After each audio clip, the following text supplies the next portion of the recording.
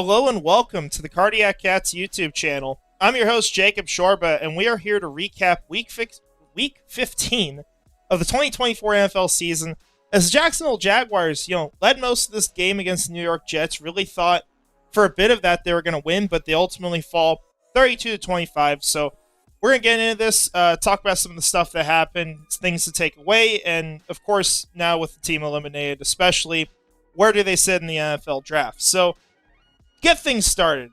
Just talking generally about this game. It was a weird start. You had a whole drive by the Jaguars that was basically just screen passes or throws behind the line of scrimmage. And for some reason it worked the whole way down the field. It almost reminds me of back when Urban Meyer was here and they had this, I can't remember who they were playing. I think it was maybe the Cardinals. They had an entire drive where they just ran the ball the whole time, just straight up the middle, every single play, and the defense had no answer for it. It's just random and weird, So, it was a weird start, right? First time the Jaguars have scored on an opening drive this year. Tells you a lot about how good of a team this has been throughout the season.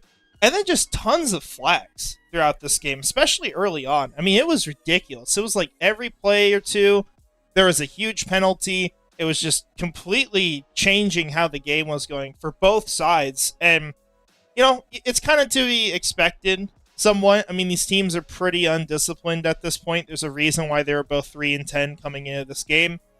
Other things to note here. I think you got two things you want to know for the Jaguars primarily. You've got the run game, which actually did all right early on. Got away from it, of course, is what Jacksonville always does. They quit running the ball, and they just start throwing it every play. So you get a game where it's more even of a split. ETN has the majority of carries, so I think this is something that's very fluid. But averaging well on the ground, having a decent day. But no one's over 100. This is not some dominant rushing attack, even against a Jets defense that, let's be real, this is not a good run defense. I mean, we'll take a look at this really quick because I am curious where they rank this year in run defense. They are down at 25th in the league, and this might be generous for them with where they're ranked. So it's not a great team in that regard. Now, getting back to this before we go to PFF, the big thing here, I think, was Brian Thomas Jr. had a really good game today. Brenton Strange as well, getting a ton of targets. It seems like he's been super involved with this offense whenever Evan Ingram's been out, especially. I mean, he had the most receptions for this team today, which is pretty crazy. But BTJ, just another really good game. I think they're finally starting to use him more, which is obviously helping. I would even say they could do more of it.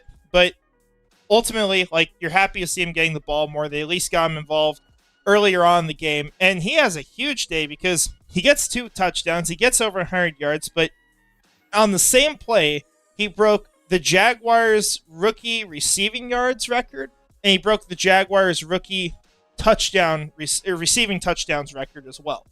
So he got both of those all at once, which awesome for him. He's been great for the Jaguars. He's going to be a great piece on this team for a long time. So you've got things from this game you're really happy to see. Right? It isn't a game where there's nothing to be excited about, although the beginning may have looked very, very bad. I thought this was going to be one of the worst games I've watched this year, but that's also kind of how I feel every week. So, this is where we're at with the season. Aside from that, though, the obvious thing at the end of this game was just the defense's inability to stop Davante Adams and Aaron Rodgers, a duo that has not been dominant this year at all. But I mean, you look at this, right? Aaron Rodgers didn't complete a lot of passes, but 289 yards on 16 completions, 3 touchdowns, no interceptions. Look at Davante Adams, 198 yards and 2 touchdowns on 9 receptions. They had some huge plays in this game. The coverage just wasn't really doing a great job today. Wasn't as locked down as it needed to be. And that gets you where you are in this game where the Jets didn't look great early on, but they really just broke this defense open at the end of it. They just could not hold up for an entire game. And, it's like, I think back to last week, and I'm like, how'd they do that, against the Tennessee Titans. You also see the Titans actually scoring somewhat this week. Of course, I think they benched Will Levis, but yeah, whole nother note. You can tell I'm still frustrated that the Jaguars won that game. Aside from that, just things for the defense. There's not a lot to note here. There was barely any pressure during this game. I was looking at it. It might have updated. We'll take a look really quick. 9 pressures on the game. I guess Mason Smith must have got some pretty late because I don't know if he even had one when I looked towards the end of the game. But ultimately, this team was not getting after the quarterback enough. You did have an awesome play by Jeremiah Ledbetter where he got the sack and then did a backflip, which I can appreciate for the size he plays at, right? As a defensive lineman, that's pretty awesome to go see. Aside from that, there's just not much more to note. Good day for Cam Little, but this is a bad football team, right? We said this like every week of the season because how do you argue with it? They just haven't been close all year, and this is a Jets team that has had problems all year, that has been undisciplined, that's squandered opportunities, that's just been atrocious. And Jacksonville managed to lose to them. So does Jacksonville belong where they are right now? Yes, right? Do I think Jacksonville loses out the rest of the year? I don't know at this point. I think they probably win one more, which really scares me.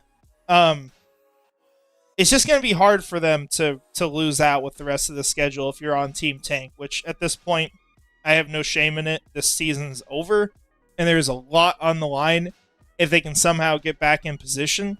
But you play the Raiders next week, you play the Titans after that, and you play the Colts after that.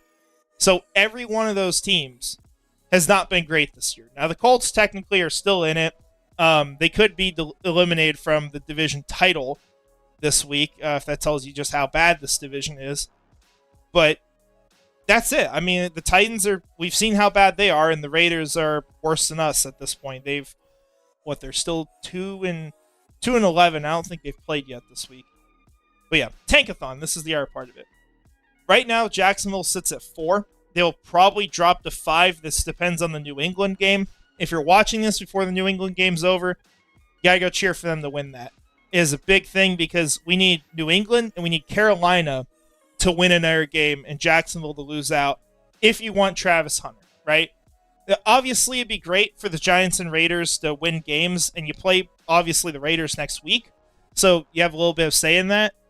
But at this point, it's not as much about the number 1 pick as it is about just being the top team that can take Travis Hunter, right? Like last year when Marvin Harrison Jr. was looked at as the best prospect in the class, arguably, which, debatable now with how the seasons went, although it's, 2/3 of a year?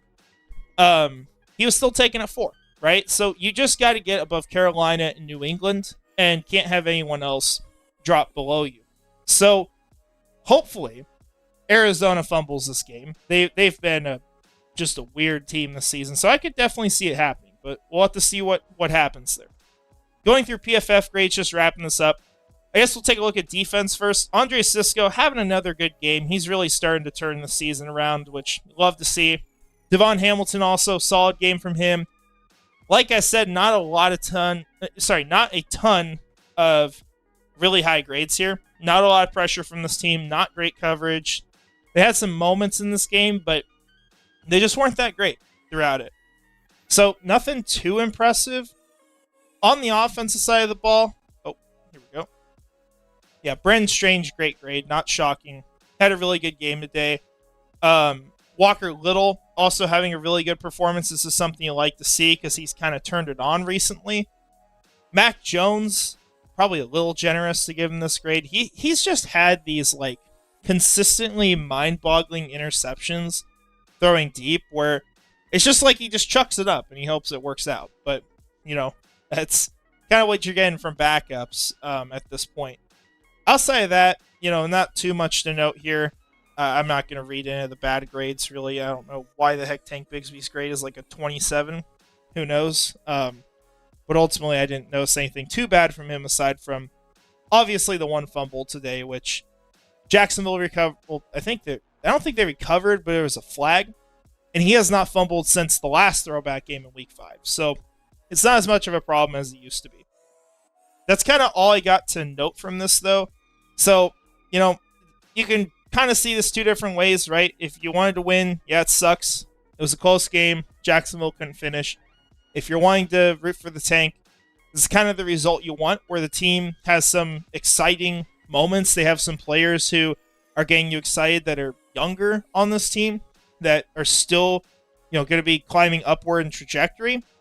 And then you've got on top of that the loss, which maybe that puts you up in the draft rankings if, say New England wins today, which you really got to hope for. I think Carolina, while they were pretty far off today, they've looked like the closest to winning of these teams. I think they're going to get one by the end of the year.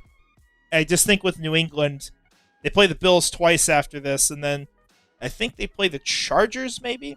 So there's not really some obvious games for them to win unless, say, Buffalo's like sitting starters week 18, which we could be in that kind of spot depending on how things play out and what seeds are locked up. But that's all I've got today. Want to shout out our channel members real quick. Premier Seer 904, Mr. Dolphins, Strubber Ducky 5, Harry, and Brian Foster. Thank you all for watching. Let me know your thoughts in the comments, and we'll see you in the next one. Go Jags.